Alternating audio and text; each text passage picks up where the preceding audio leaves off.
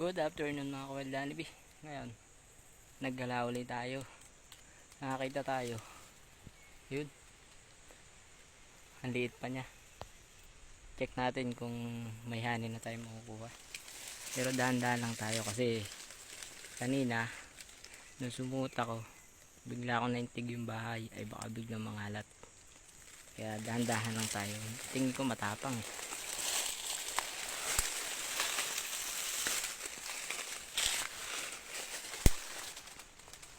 Siya mga ka-weld. Yan yung ating weld honeybee.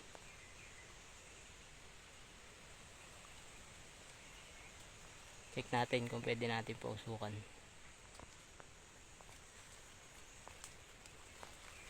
Medyo maliit pa siya. Hindi pa siya ganun kalaki.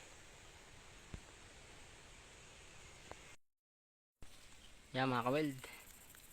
Alanganin pa yung ating weld honeybee. Hindi pa natin pwedeng kunin. Manipis pa siya. Pag kinuha natin wala tayong makakuha honey. Talagang hindi pa po pwede. Alanganing. Update ko na lang kayo mga ka-weld. Pagka kukunin na natin.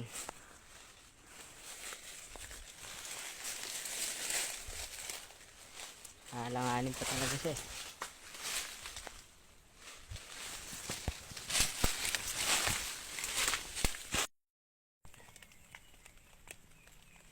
Lugi tayo pag pinuha natin ngayon.